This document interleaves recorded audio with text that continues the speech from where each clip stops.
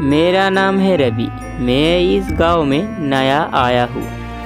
वैसे ही इस गांव में लोग मुझे पहचानते नहीं।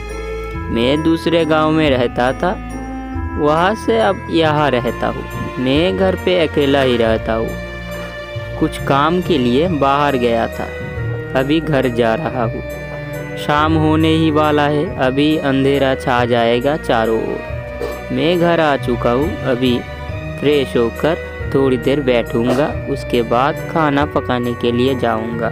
मैं घर पे आ गया और सोफे पर जब भी बैठा तभी बाहर बहुत ज़ोर से बारिश आ गया और अचानक मेरे घर की बिजली चली गई और मुझे कुछ दिखाई भी नहीं दे रहा था घर के चारों ओर। तभी अचानक घर के अंदर कुछ भी नहीं दिखाई दे रहा था। तभी अचानक बाहर से बहुत ज़ोर से एक डरावनी आवाज़ आता है। तभी मैं सोफे से उठकर बाहर जाने लगा।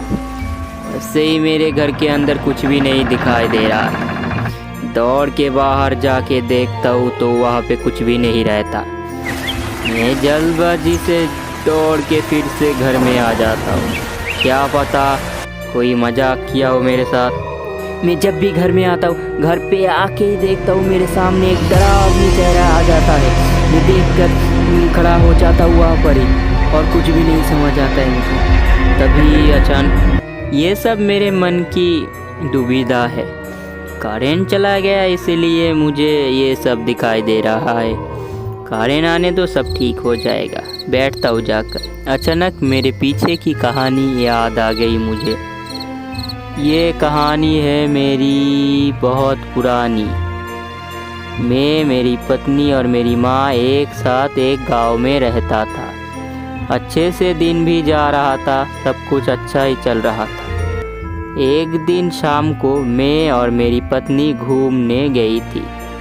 घर जाने के लिए बहुत देर हो गया था। तभी मेरी माँ बाहर बैठ के हम लोगों का इंतज़ार कर रहा था।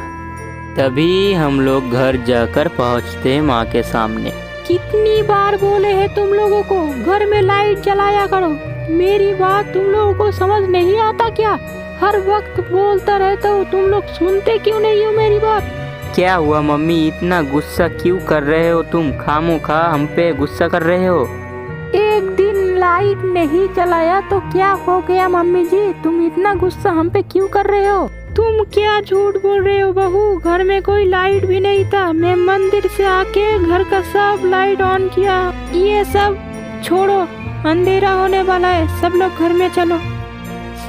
बातचीत होने के बाद मैं, मम्मी और मेरी पत्नी घर में अंदर चले जाते हैं। अंदर जाकर थोड़ी देर बात करते सब बैठकर। मम्मी की तबीयत थोड़ी ख़राब थी इसलिए मम्मी घर में जाकर सो गई। मैं और मेरी पत्नी थोड़ी देर बात करने के बाद सो गई थी। मेरी पत्नी आँख खोल कर रखी हुई थी और मैं गहरी नींद में सो गया था।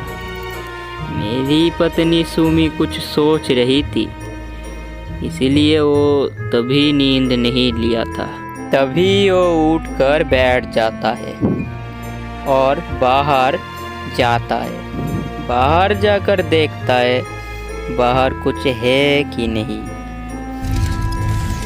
सुमी बाहर जाकर बोलता है, बाहर मुझे एक आवाज़ सुनाई दिया था, यहाँ पे तो कुछ भी नहीं है। मेरा दिमाग खराब हो गया है। जाता हूँ घर पे, जाकर फ्रेश होकर फिर से सो जाता हूँ।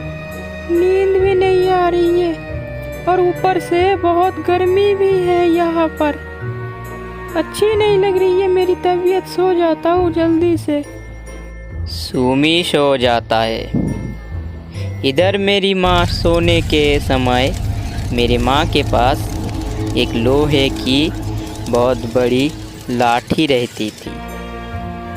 मम्मी मानता है चोर आने के समय ये लाठी काम पे लगेगा इसीलिए रखती थी। सुमी को नींद नहीं आ रही थी। सुमी बाहर से एक डरावनी आवाज़ सुन पाता है। तभी अचानक अचानक सुमी बहुत जोर से बाहर दौड़ के जाता है उस आवाज के पीछे, जैसे ही मानो बाहर बहुत बुरी शक्ति सुमी को खींच के बाहर ले गया।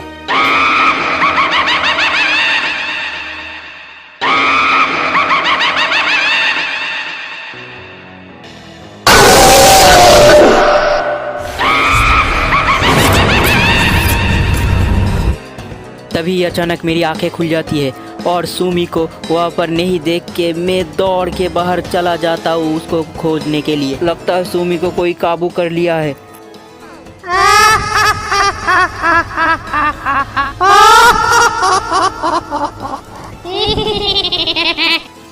मानो जैसे कोई सुमी को अपने तरफ खींच रहा है। इधर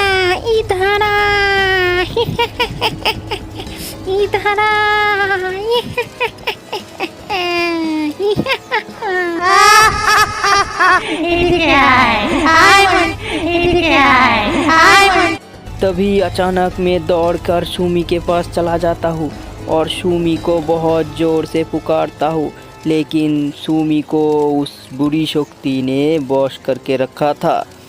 इतनी ज़ोर से सुमी को पुकारता हूँ लेकिन सुमी मेरी बात नहीं सुन पाती है और हम दोनों उस बुरी शक्ति को देखकर वही बेहोश होकर पड़ जाते हैं। तभी मानो कितनी डरावनी थी वो रात, हम दोनों मृत्यु से वापस लड़कर आ गए। तभी सुबह हो जाती है और हम लोगों के पास कोई भी नहीं आता। मैं उठकर सुमी को बहुत ज़ोर से पुकारता हूँ, तब भी सुमी वहाँ से नहीं उठती है।